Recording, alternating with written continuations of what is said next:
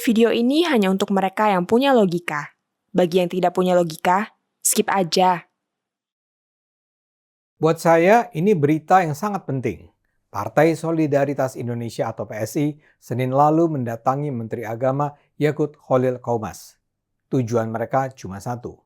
Mereka meminta pemerintah untuk meninjau kembali surat keputusan bersama Menteri Agama dan Menteri Dalam Negeri tentang pembangunan rumah ibadah. Saya anggap penting karena di tahun-tahun ini terus berlangsung aksi-aksi pelarangan rumah ibadah, terutama gereja di banyak daerah. Saya tidak pernah mendengar ada partai politik lain yang bicara soal penindasan hak asasi warga untuk beribadat. Partai nasionalis pun tidak. Ada kesan partai-partai politik yang ada di parlemen menganggap pelarangan pendirian rumah ibadah adalah isu yang terlalu sensitif untuk diadvokasi. Mereka memilih bungkam saat terjadi pelarangan pembangunan gereja. Akibatnya pengingkaran hak umat Kristen untuk beribadah terus berlangsung tanpa perlawanan. Jadi bila kini PSI muncul untuk memperjuangkan hak beribadat, ini tentu istimewa.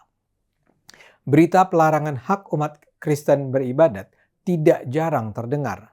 Aksi-aksi ini lazim dilakukan dengan cara yang tak beradab. Di beberapa tempat, jemaat gereja yang sedang melakukan kebaktian bahkan digeruduk dan diusir keluar dari tempat ibadah. Para penggeruduk biasanya akan mempersoalkan ketiadaan izin mendirikan bangunan gereja tersebut.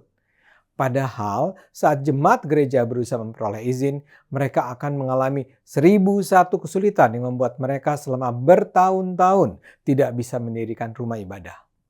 Saya sendiri memperoleh informasi tambahan yang memperumit persoalan. Ternyata kesulitan untuk memperoleh izin membangun gereja itu datang juga dari tujuan memeras pengurus gereja. Jadi kelompok-kelompok anti gereja itu sebagian sebenarnya sekedar lagi cari uang. Mereka akan terus menekan pengurus gereja agar bersedia membayar, persis seperti kelakuan preman. Kedatangan PSI ke Menteri Agama berlangsung atas dasar keprihatinan itu.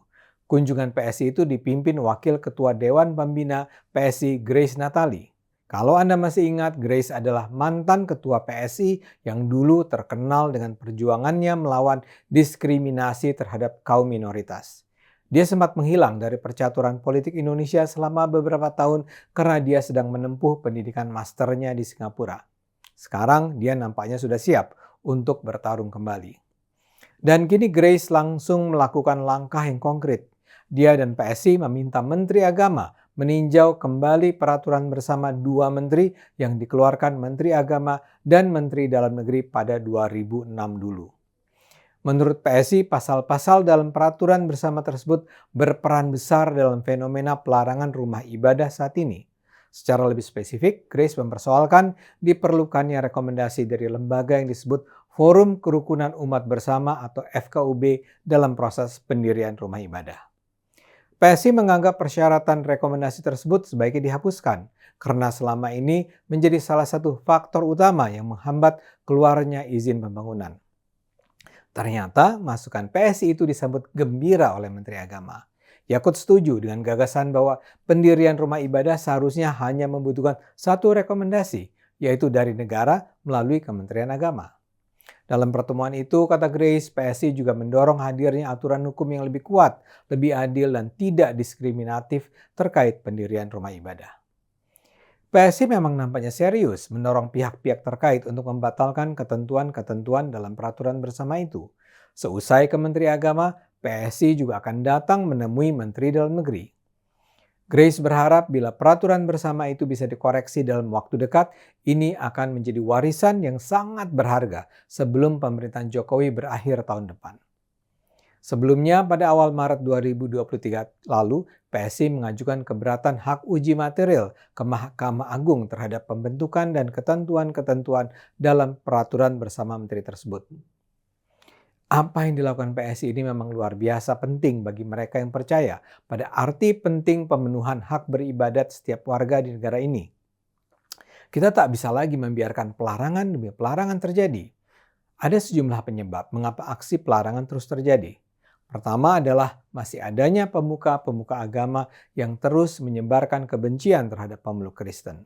Para pemuka agama ini membohongi umat Islam bahwa Allah memang memerintahkan umatnya untuk curiga dan memusuhi umat Kristen.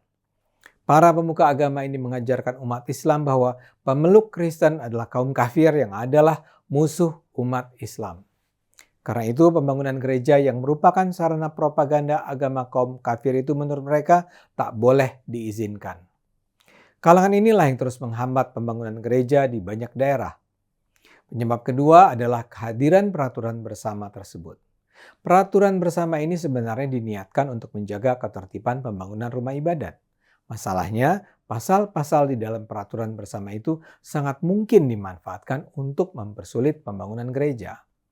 Dalam peraturan itu dikatakan bahwa pembangunan sebuah rumah ibadah mensyaratkan adanya minimal 90 tanda tangan pengguna yang disahkan pejabat setempat.